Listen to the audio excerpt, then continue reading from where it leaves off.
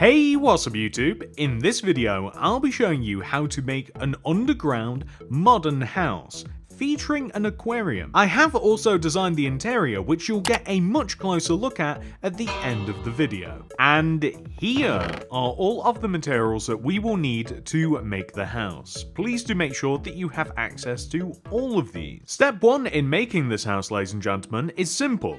We have to find a cliff. So, once you have found a cliff that is suitable, I want you to place a grey concrete on the edge of said cliff.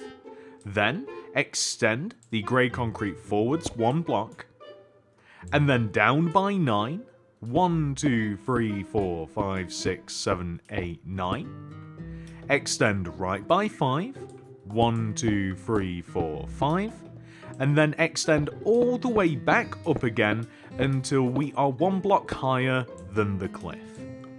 We then want to extend backwards 1, 2, 3, 4, 5, 6, 7, 8, and then across, and then we want to join back to where we first started. So the end result should look like this. You may also choose to connect the top 2 corners of the front of this part of the house together. Next, we are going to take the cliff itself directly to the right of what we've just made. We want to drop down 2 rows, so 1 row, 2 row, and then extending from the structure that we've made, we want to place a row of 1, 2, 3 light grey concrete. We then want to destroy underneath this 3 rows and replace it with light blue glass, pane or block. I'm using block. Underneath this, a row of light grey concrete like this. Then we are going to place smooth quartz block to the right of the area that we have made. So directly to the right of the light grey, the glass, the light grey, and it wants to stick 1 row outwards like the grey concrete. To which we are then going to extend the quartz down an additional row, to the right by 12, so that's 1, 2, 3, 4, 5, 6, 7, 8, 9, 10, 11, 12, and then up 1, 2, 3, 4, 5, 6, and then this 7th row here, what I actually want you to do is place a smooth quartz slab. That is a block. I double clicked, my bad. We want to place a slab on top, and then we have to excavate this area here. So we're going to dig backwards 1, 2, 3, 4, 5, 6, 7, 8, and then we will dig across the back, and then forwards like this to line up with the row of quartz that we already have on this side. We can place a quartz block on top of this original block, and then place a slab everywhere that we just destroyed. So just inside of this like stone groove. There we go, that looks pretty cool. So in doing this, this actually marks out the house rather nicely.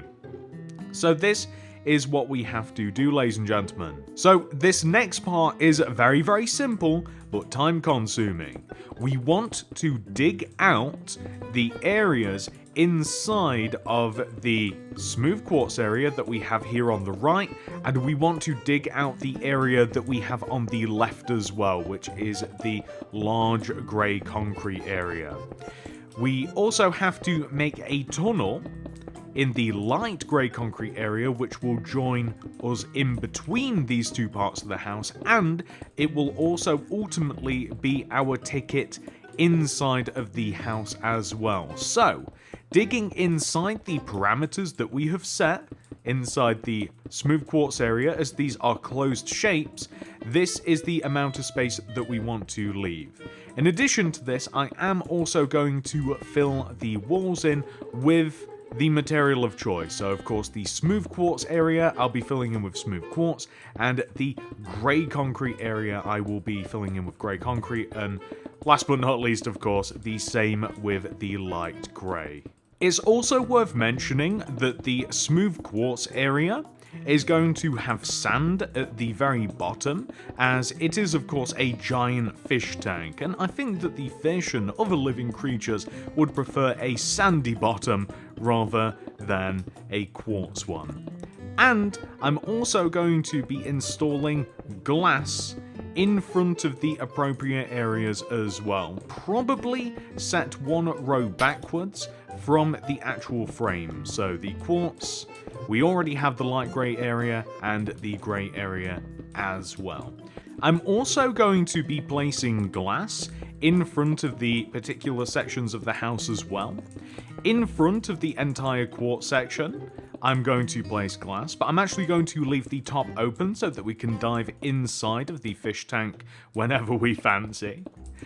But with the grey concrete area, I will be placing the glass in front of the grey concrete area and also the top. So we'll be able to look inside of the house from the top, but we won't actually be able to get in it unless we dive into the fish tank or climb up the ladders. So I guess those are going to be your two options. Okay, perfect. We have hollowed out our house, and now it's ready for us to add some further details. So I would start with the quartz area. We have to be able to get from the quartz area into the center of our house. So if we stick a stair here and we create a door-wide gap and tunnel into the light grey portion, then this is how we are going to get in and out of our tank, unless we climb out of the top, of course. So this little tunnel here has to not only allow us to get into the grey concrete area, which we have to make stairs for, relatively easy, just like this. It's a little bit lower than the quartz area, but we can just use more stairs. But we also want to dig backwards and replace the stone that we have using light grey concrete. And we are also going to basically make an area that allows us to show off. Like, it wants to be big enough that we can see everything through the glass, so we don't want anything to cover up the glass here, so it wants to be roughly a 3 by 3 block area. All of the walls want to be light grey concrete, except you may choose to add a sea lantern in the center, and perhaps even the top as well, to keep things nice and bright. This is something that you may also choose to do inside of the tank.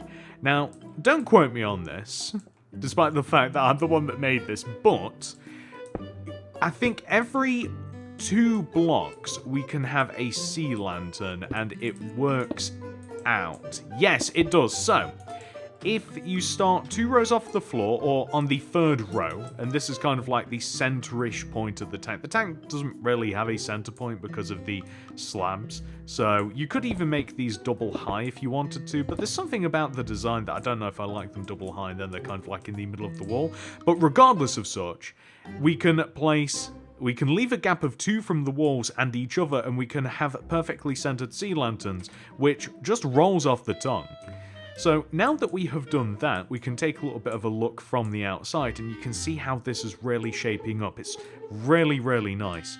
So the next thing that we have to do is we have to find a way in and out of the house. It's not too difficult. All we have to do is create a hole here just below the sea lantern, and we kind of have to dig. Okay, so this is the part that requires a little bit of effort, is that, like, we have to, now that we've made a little bit of a tunnel, we have to kind of like find the bottom of this hill here.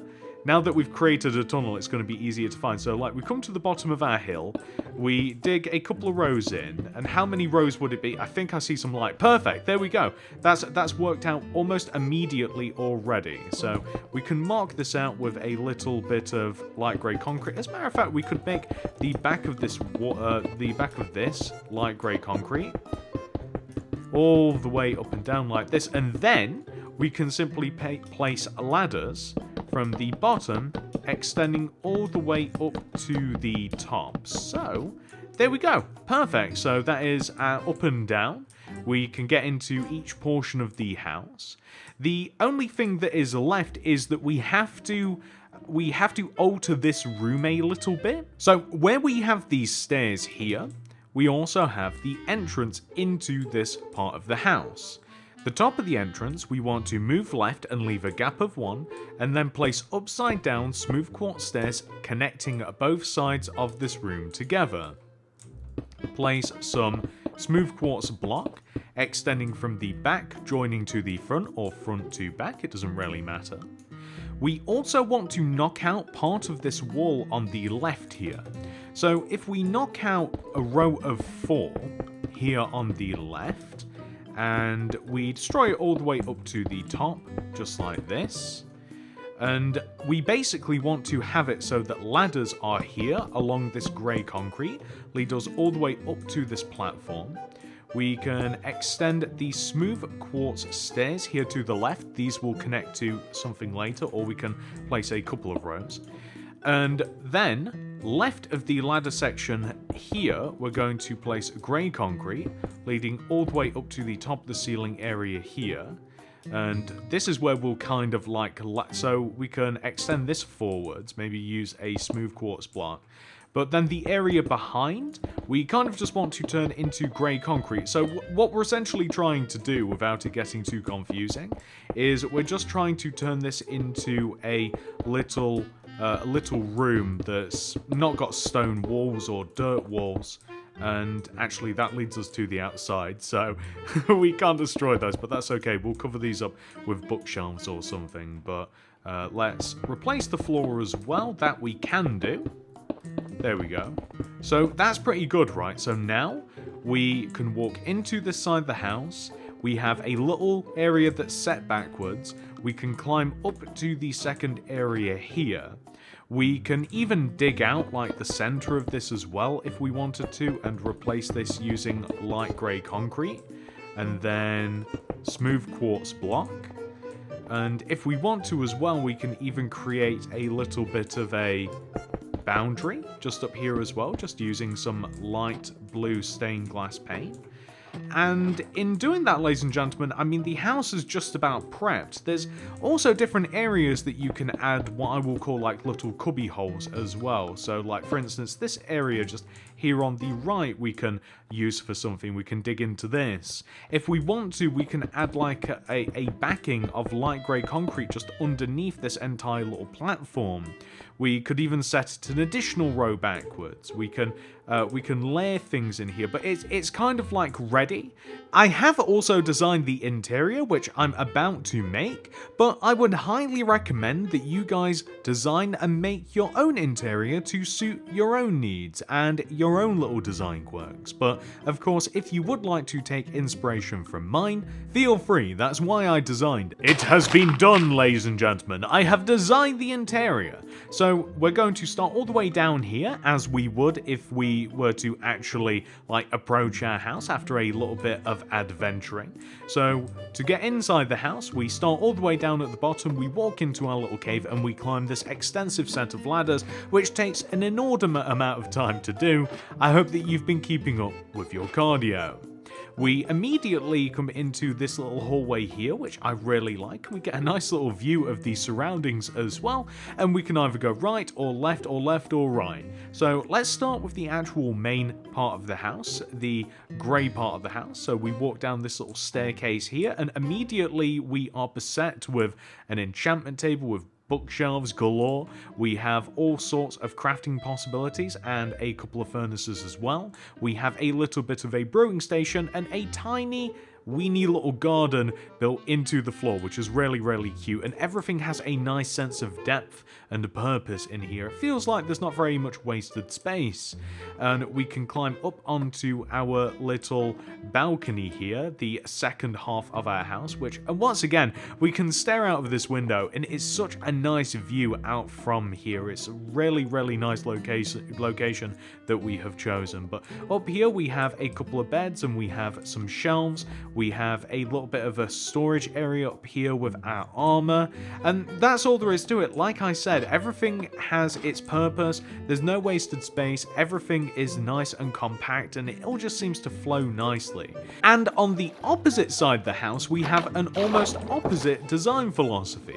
We have a nice, big, open aquarium, which I love. We have plenty of fish in here. We have a nice design incorporating all sorts of coral, seagrass, kelp, and we even have a little nod to SpongeBob because I love to include this in every single aquarium. It's kind of my thing. We have Patrick's house, SpongeBob's house, and Squidward's house in tiny little fonts. Now, depending upon where you build this, you may have to have a little bit of maintenance. We do kind of like have a frosted top to the aquarium, but it doesn't really bother me. I actually sort of like it. You know how earlier I was like, do I want to fill the top of this in with glass? Minecraft has decided for me. It's filling it in.